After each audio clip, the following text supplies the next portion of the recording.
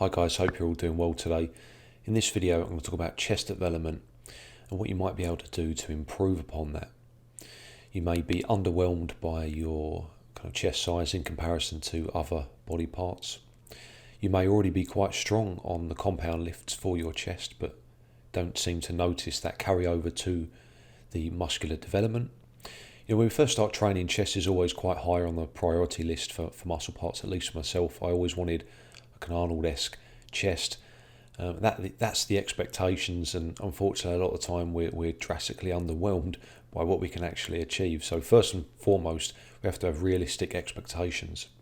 You might want a huge kind of bulging chest, but is it in line with your other body parts? It may be quite balanced, but you've just got this kind of warped perspective of what it should look like. When you're looking in the mirror or we're looking down. So the first thing that I'll suggest would be to have a really good look at your physique. Take some pictures or a video, front and side profile, to actually determine, whether or not it is underdeveloped. And it might just be the fact that it's quite balanced for the rest of your body parts, but you expect more from your chest. You want it to look better or bigger. But it might just be that it kind of fits quite nicely in place of your upper torso, your shoulders and arms. Secondly, you probably need to lower your body fat to be able to look at this comparison. It's very difficult to look at a muscle and determine its overall size if you're carrying a huge amount of fat. If you're layered in blubber, it's more difficult to get a good overall perspective. Especially with the chest always looks a lot bigger when you're a lot leaner, probably more so than any other body part. It's something that kind of just fades away when you're carrying more fat, at least in my opinion. So yeah, I'd advocate maybe getting a little bit leaner and then just giving yourself a really thorough analysis, an honest and fair look at your physique. Then you have to consider your actual structure. Maybe you're not structurally designed to allow for a huge bulging chest, and by no means will structure determine that you can or you can't build a big chest. It just might make it perhaps a little bit harder. If you have very wide clavicles, broad shoulders, maybe there's a lot more space to fill up compared to someone with a smaller, denser frame. You can get that bulging pec look a lot more easily. Two physiques that spring to mind that are good comparisons would be Jay Cutler, very broad, very wide shoulders, subsequently lacks that kind of depth, still had a fantastic chest, but it wasn't as deep as, say, Phil Heath's, who's narrower, there's less space between his clavicles, hence why I was able to get that, kind of 3D bulging look in the pecs, perhaps a lot more easily. So that will also come into play, which you should consider as well. Now, by no means am I saying if you've got wide shoulders, you can't build a big chest. That's not what I'm saying whatsoever. It just may have an influence on your ability to do so. Some of the best chests have been from people with wide shoulders, and there's an argument for Jay Cutler's chest looking better than Phil Heath's. It depends on your perspective. Schwarzenegger, Marcus Rule, a very, very wide guy, but fantastic chest development. But I think by and large, it's probably going to be easier to fill out that area if you are kind of maybe a little bit narrower, smaller and denser in size. Especially being a natural, given that, obviously muscle mass is quite hard to come by. So yeah, it's just something to consider. Also, another point that would be worth a kind of look at would be your overall structure, whether muscle mass around the chest, so the delts, the arms, are overpowered. Maybe you're genetically gifted in the shoulders and they kind of take over on like those compound lifts. The the barbell and dumbbell heavy pressing movements, which make it a little bit harder for the chest to kind of get the stimulation it needs. There are some good examples of that. Lee Priest, for example, fantastic shoulder and arm development, but maybe a little lacking in the chest department. So some of those heavy compounds, those stronger areas may take over. So that's really where, it's important to take a look at your physique from a fair and level-headed perspective, where you can analyse what areas are really strong and what areas aren't, and then that maybe can influence your ability, or rather your decision, to do certain exercises or maybe not do them or tweak the form, and that's what we're going to look into now. So the first thing to consider is that your physique may actually be quite balanced and you're just not big enough overall. You're not big enough to be able to get that kind of look that you want from your chest. It goes back to the earlier point that I made about whether your physique's balanced.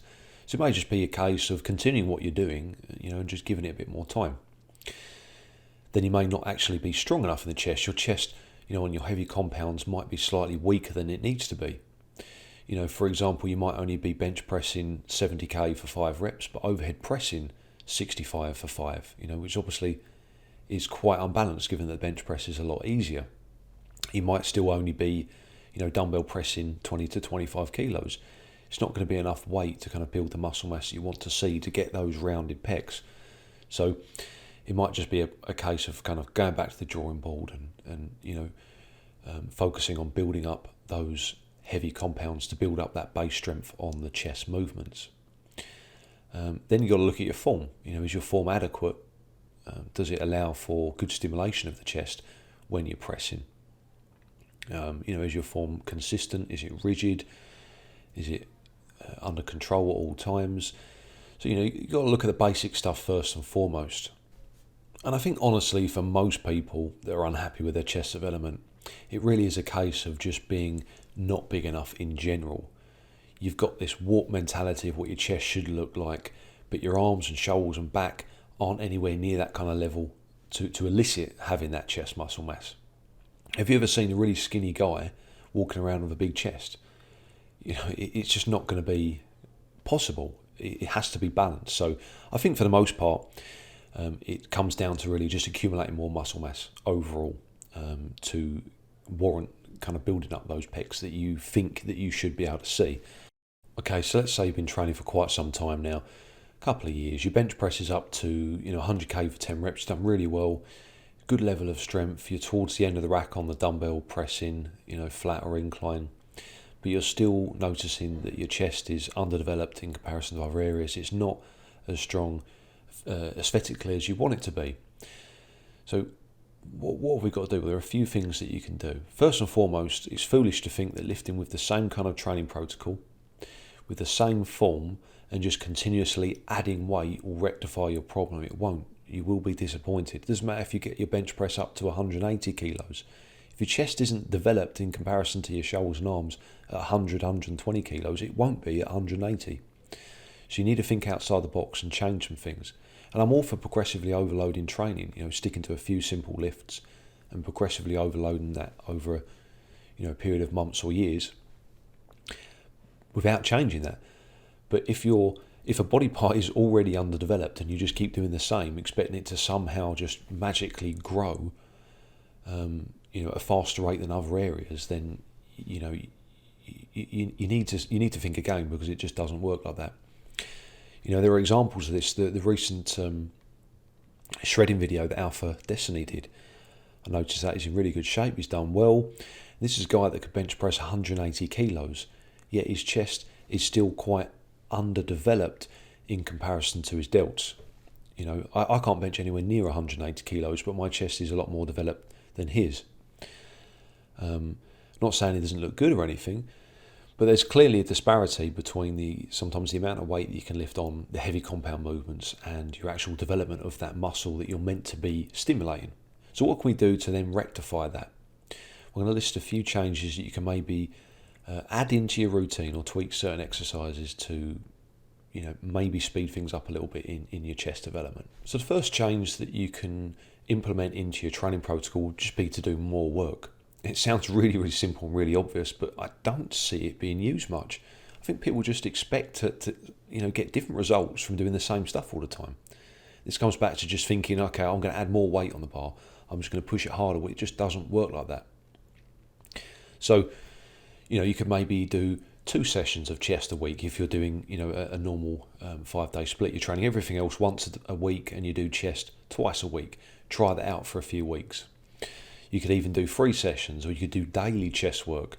You could do 1 working set every single day before you start the workout, whether you're training back or whether you're training legs. You do 1 chest working set before the start of every session. You could maybe do, over a 5-day training period, 3 compounds and 2 isolations.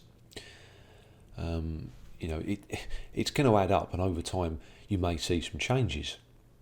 So try that for 3 months, see what happens. Honestly, I wouldn't worry too much about overtraining. As long as you're aware of the extra recovery work that you may need to do for some of those muscle groups that might get tight from doing a lot of chest work, foam rolling and stretching and whatnot, then I think you'd be good to go. As long as you're fueling yourself adequately for that extra work, at least you'll know then. If you can commit to something, you'll know for sure whether it may be too much for you to recover from, for whatever reason.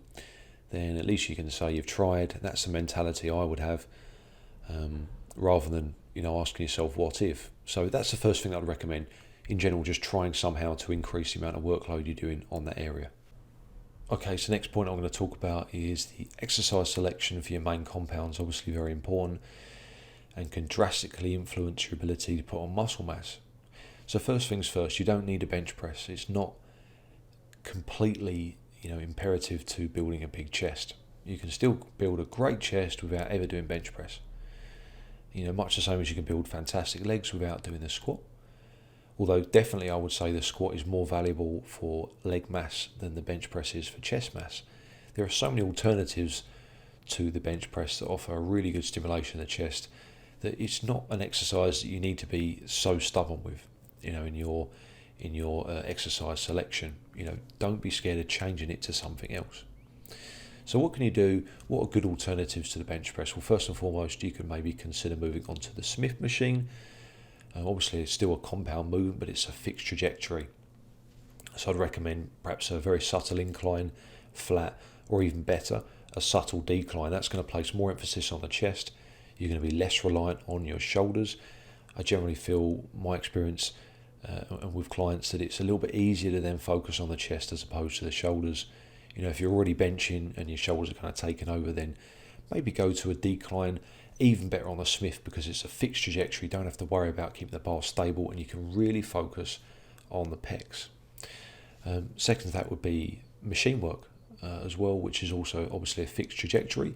The problem with machines is that some are better than others, so it'll be a little bit of trial and error as to how good your machines are in the gym that you train in.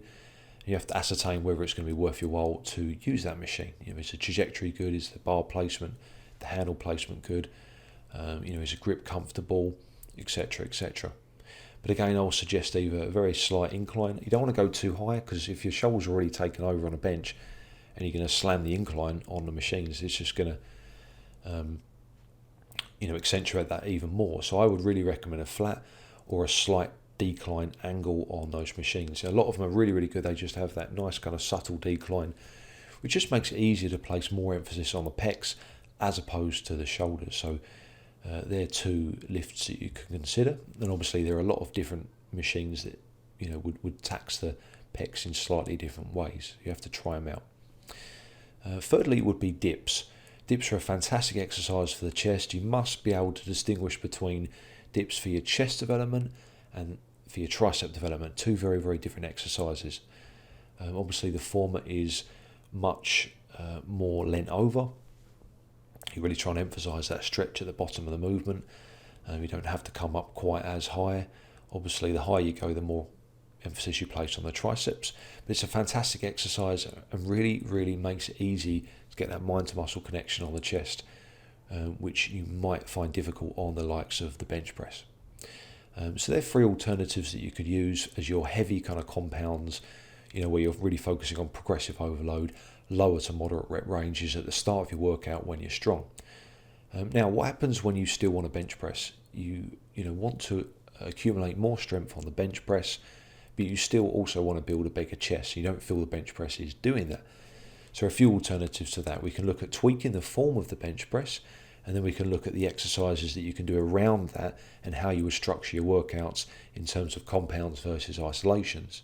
So first, we'll talk about the technique and how you can maybe manipulate your form slightly on the bench to maybe focus on the pecs a little bit more. So the powerlifting setup for the bench press is very popular at the moment. You often see it in gyms where people kind of take it to the extremes, really, really reduce the range of motion that they have to move that bar. So, the only point of contact on the bench would be your upper back and your bottom. And while that may be really effective for lifting more weight on the bar, it may not be that conducive to actually building more mass in the pecs. So you're reducing your range of motion, you're increasing your leverages, you're allowing more leg drive, so it turns it into more of a kind of a semi-full body lift. as opposed to a chest movement predominantly. So if you're already doing that, you're not happy with development, you're not happy with how the bench press feels on the chest, then maybe consider benching with a flat back. So you can either put your legs out straight in front of you, you can put your heels on the edge of the bench, or you could maybe just lift your legs up right angle at the knee. However you want to do it, the aim of the game is to flatten the back out so that you increase the range of motion, so the bar can travel lower before it hits your chest. And that's obviously going to be beneficial for your chest. You use less leg drive, so you're more dependent on your chest muscles, hence why you need to lift lighter. So if you're used to benching with a powerlifting setup for 5 reps at 100, then maybe give the flat-backed bench press a go, up the reps slightly perhaps, so you could maybe use 70, 75 for sets of 6 to 10. That would work quite well. You certainly feel it a lot more in the chest, and I think over time it would add to your ability to develop that area, especially when used in conjunction with the powerlifting style. I'm not saying that the powerlifting style, with the arched back, if used sensibly, isn't beneficial, because it is. It will enable you to lift more weight. However, I think sometimes people run into problems when they only use that technique. They don't really do much machine work or many isolations. I think you're going to be quite disappointed with your chest development for the most part. So maybe consider that. Have a look at an old school exercise called the guillotine press. Really, really good for chest development. Obviously makes the exercise even harder than the flat-backed bench press. The trajectory is higher. It's up towards your clavicle and neckline. The grip is perhaps a little bit wider as well. It's very, very difficult. Really, really good for stimulating the chest muscles, and you're going to definitely feel it a lot more in the pecs as opposed to the shoulders when you start getting in the groove of it. Just be careful with that one. Obviously, you're in a fairly compromised position. It's not something that you see all too often, so take your time, practice with that before you start adding weight. But it's a solid exercise that might just be what you need to kind of spice up your chest pressing. So another really quick tip that you can implement fairly easily into your training would be to actually focus more on the lockout of the movement. This is really contrary to, I guess, what's considered kind of popular opinion at the moment with keeping the tension on. But for chest, I definitely think I get a better contraction. I'm certainly more aware of that contraction when I lock out the fly and press movements. It just enables me to really concentrate on the area, feel the chest muscles kind of bunch up. I just get a better pump, and it just feels a lot better. So maybe that's something you could try out as well. Really accentuate and emphasize that lockout on your lifts. Some muscle groups tend to fare a little bit better with partial kind of constant tension type movements. Certain leg movements, shoulders perhaps, but chest I think really benefits from a fuller range of motion where you're really emphasising that peak contraction, whether it be a press or a fly. It really makes a big difference. So that's something to do if you're not already. So you might be thinking, well, I actually enjoy bench pressing heavy, don't really want to change it. I want to keep it in my routine somewhere. I've got my lift up to a good amount and I want to keep it going. I want to see what I can do with the bench press, and that's great. You can combine the two styles very easily, either across the week, split up over various sessions, or even in the same session. It's very easy to do. Let's say you've got 3 bench sets. The first one you use the kind of powerlifting setup where you're focused on moving as much weight as you can from A to B, not really paying any attention into how the movement feels, and looking to progressively overload that week to week or session to session. Then you could switch up for the next 2 sets, set 2 and 3, take the weight down maybe 20 to 30% and use the techniques that I've mentioned, and just be a little bit more deliberate with the contractions. Try and focus more on the feel of the movement as opposed to just lifting it. And I think that combination of those 2 styles works really, really well. You get all your strength stuff done and dusted on the first set, then you can focus more on actually stimulating the muscle, feeling it, especially if you already struggle to feel that muscle when you bench press. Then it's really, really important. I think you add these kind of techniques in there somewhere. That's what I would recommend. It's really, really easy to do. You can implement both styles into your training fairly comfortably. Another really important component to consider would be your isolation work. the choice of exercises that you're using, if at all any, the amount of work you're doing and how hard you're pushing those sets. I think it's all too easy to kind of think of isolations as an afterthought, something you do maybe a little bit half-assed at the end of your compounds. I've seen it time and time again. There'll be a massive disparity in the level of physique you can build from someone who only does compounds to someone that does compounds and does them well, but also does isolation work. It makes a big difference over a period of time, and I've seen that time and time again. In a commercial gym where I worked at, there was a guy who did a lot of powerlifting, built his compounds up to a decent level, very similar to some of the other trainers there, but didn't really do any isolation work. The isolation work that he did do was half-assed, very low intensity, rushed 5 minutes, 10 minutes at the end of a session. And over that kind of period of maybe 3 or 4 years, the disparity in the physiques became greater. This trainer that was only doing the compounds got left behind in terms of the accumulation of muscle mass. There was a huge gap there. And yes, you could say, well, maybe genetics comes into play, but it's an example that I could provide time and time again. It does make a big difference. The reason why is that isolations are just a great way of adding in more volume of work, more work, or a level of work that's a much higher intensity, because they're a lot less taxing on the central nervous system than your compounds, so you can afford to do more. So it's a perfect opportunity to add in more hard work for that particular muscle group. So you have to have a good structure of your isolation work, and there's no reason why you can't train it in the same way as you do your compounds. Pick an exercise, try and progressively overload it, get close to failure. Sometimes maybe using advanced techniques to go past that point of failure, because it's generally going to be a lot less taxing to do that on the isolations than the compounds.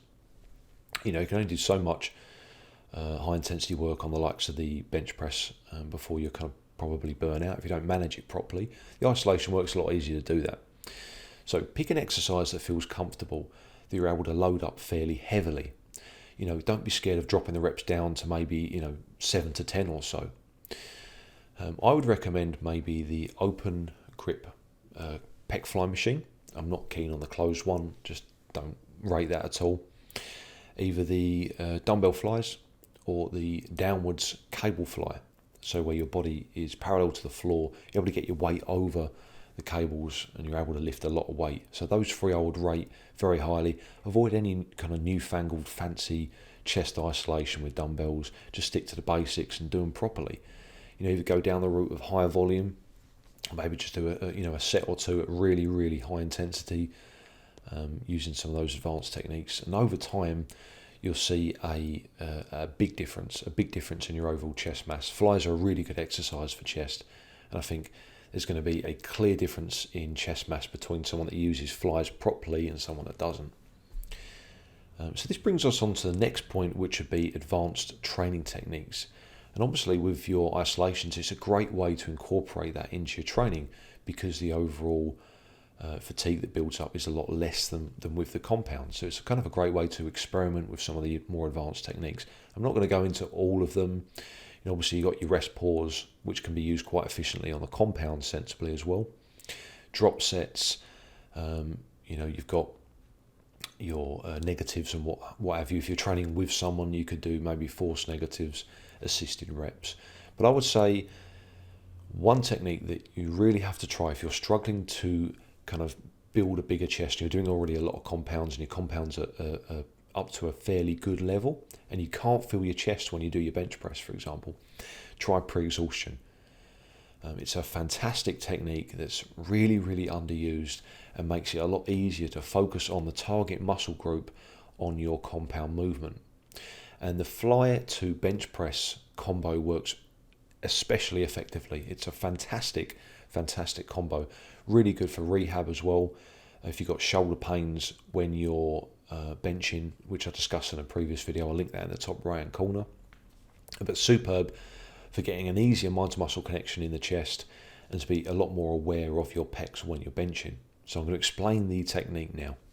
Okay, so first and foremost, pick a fly that you enjoy, that feels comfortable, that you're able to load up fairly heavily, and then run with that. Now, it may be a little bit impractical to maybe do the pec deck or the cable fly before your bench press, so perhaps choose the dumbbell fly, flat dumbbell fly. You can do it on the same bench as the bench press.